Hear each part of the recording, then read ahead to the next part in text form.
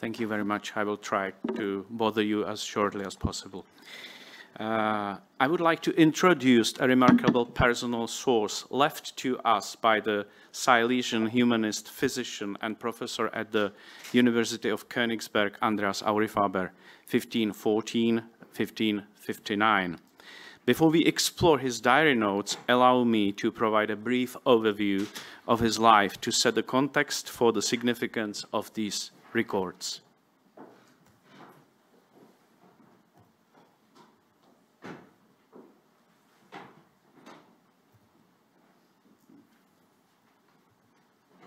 Oh, there was another notification. Andreas Aurifaber, whose German surname was Goldschmidt, surprisingly, was born in Breslau, Wrocław, in 1514. A prominent intellectual of his era, his career path reflects the dynamic scholarly and religious current of the Reformation. He studied theology in Wittenberg under the influential reformer Philipp Melanchthon. On Melanchthon's recommendation, he served as rector of the city school in Danzig and Gdańsk in 1539 and later in Elbląg, starting in 1541. His academic career in Wittenberg culminated in 1543, when he was elected Dean of the Faculty of Arts. During this period, he married Helena, the daughter of the local printer Hans Luft, and of course the friend of Martin Luther.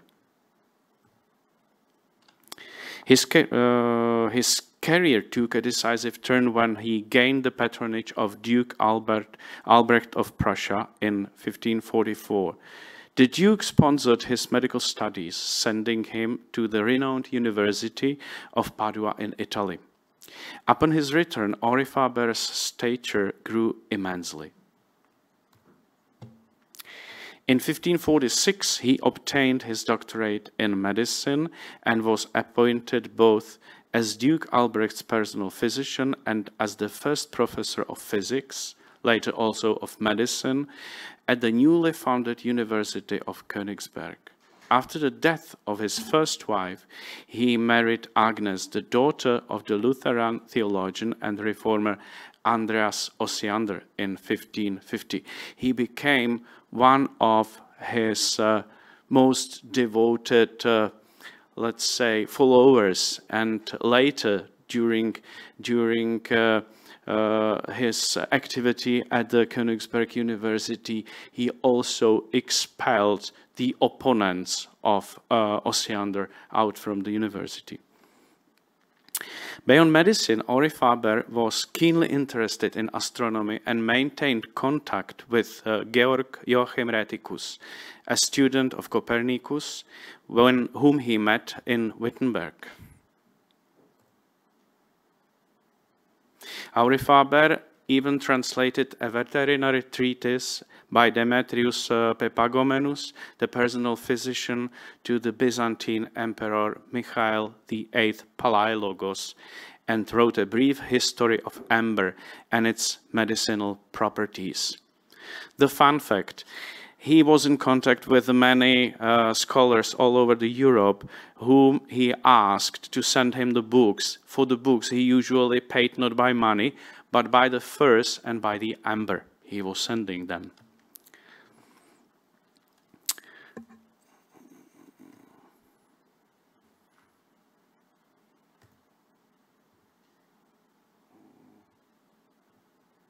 Sorry.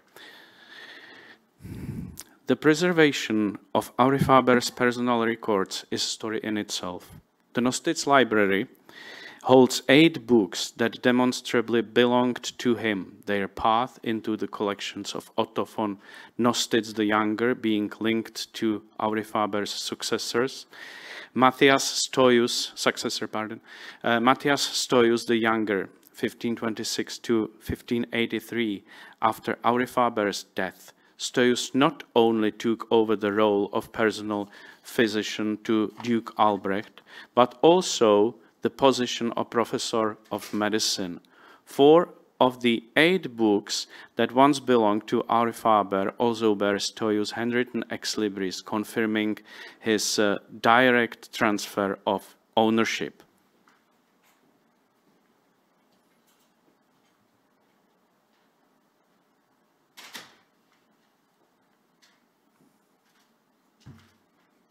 The books remained in the family after Stoius' death. His sister Katharina married Balthasar Hartmann, and their son Sebastian Hartmann von Königsberg, 1561 to 1621, became the next heir. Hartmann, who became member of the chapter at the Wrocław Cathedral after converting to Catholicism, brought his uncle's library with him to Silesia. He asserted his ownership by adding his signature to the title pages, and in many cases even pasted a paper slip over his uncle's signature. I will come back. Here are the examples, as you can see on the lower part of the pages.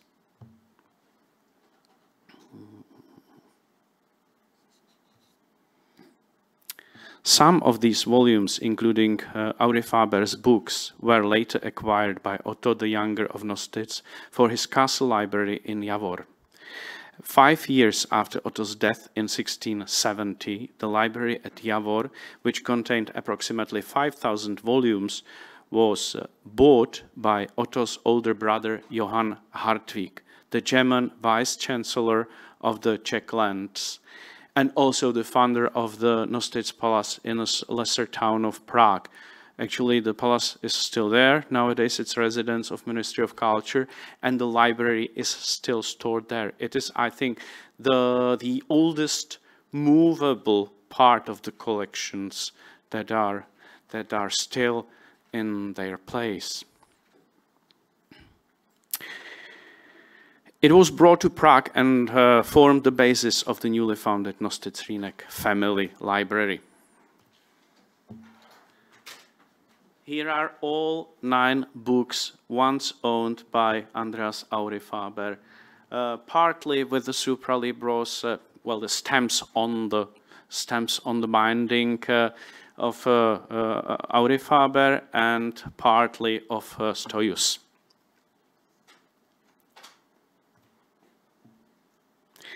The primary subject of our interest is a convolute with the shelf mark CG 690, bound in 1554, as evidenced by the date in Aurifaber's supralibros AGD 1554, Andreas Goldschmidt, Doctor.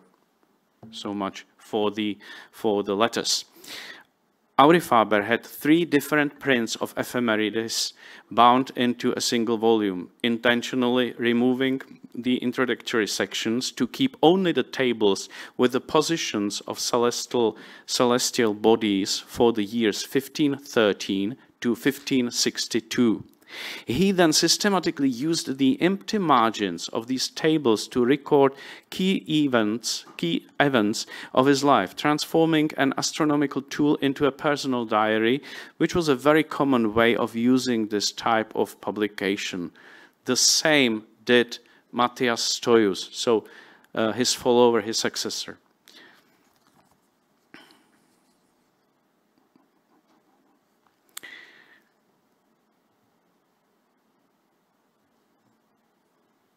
Family events are the most dominant theme of Aurifaber's notes. He made his first entry retrospectively, noting the date of his own birth on November 29th, 1513, surprisingly. As actually in the relevant literature, the year of his birth is usually 1514, so probably he made a mistake. He also recorded his father's death on January 5th, 1539.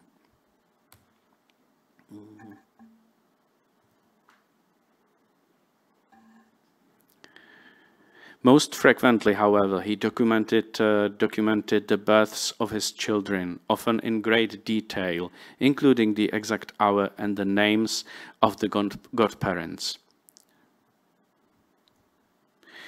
These records attest to high social standing. For his daughter Martha, born on September the 16th, 1543, he names the reformer Philipp Melanchthon as the godfather, while the godmothers were Katharina von Bora, Martin Luther's wife, and Susanna Schurf. This corresponds to the period when he was serving as dean in Wittenberg. The diary also captures tragic moments. He records the birth of his firstborn son in 1539 and his death less than 3 months later. Similarly, for a son born on August 21st, 1542, he noted his death just 5 days later, citing intestinal damage caused by the midwife. He also recorded the death of his first wife, Helena, on August 27th, 1549, and his second marriage to Agnes Osiander on January the 19th, 1550, a wedding attended by Duke Albrecht himself.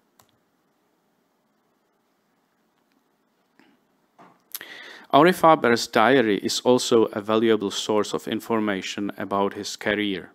He noted the start of his studies in Wittenberg on August 16th, 1527. A Latin note for July 25th, 1542, likely refers to the scholarship from Duke Albrecht that enabled him to study medicine in Italy. You can see it right down there. Conditiones apud illustrissimum principem erectis utrumque cautionibus accepi. And so that's the case.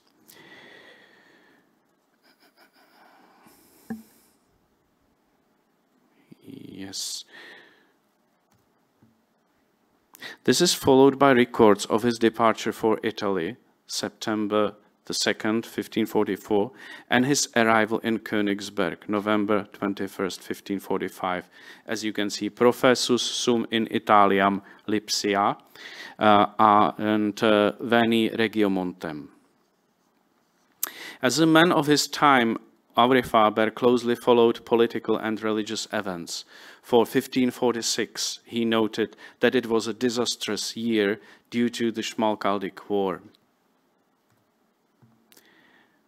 He recorded the death of Martin Luther on February the 18th, 1546, mentioning that a comet preceded it.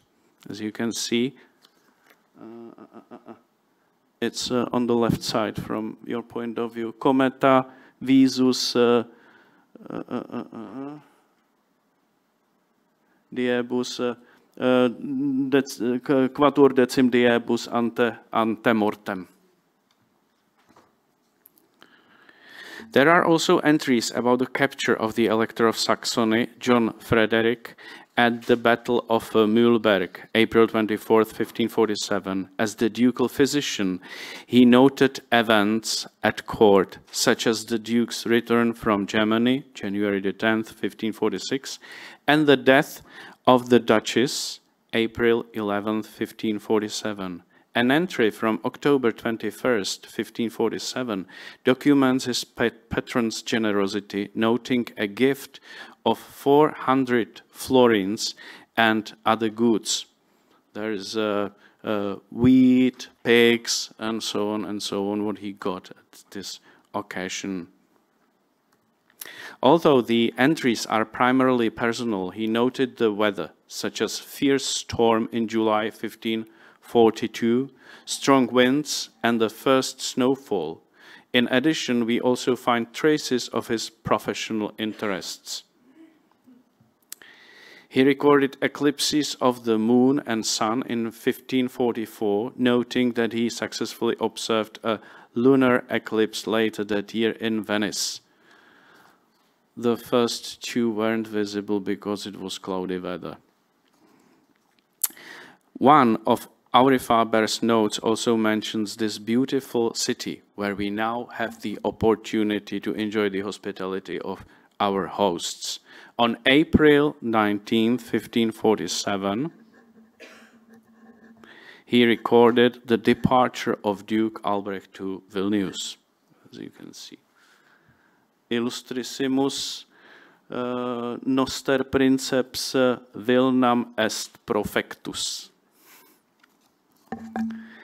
The manuscript notes of Andreas Aurifaber in the convolute of astronomical ephemerides represent a unique source that allows us a glimpse into the daily and professional life of an important 16th century Silesian scholar.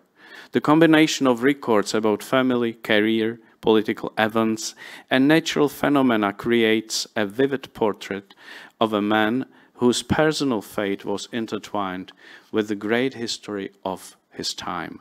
Thanks to the complex journey of his books through Matthias Stoius and Sebastian Hartmann, this valuable document has survived to this day, awaiting further evaluation. Thank you for your attention.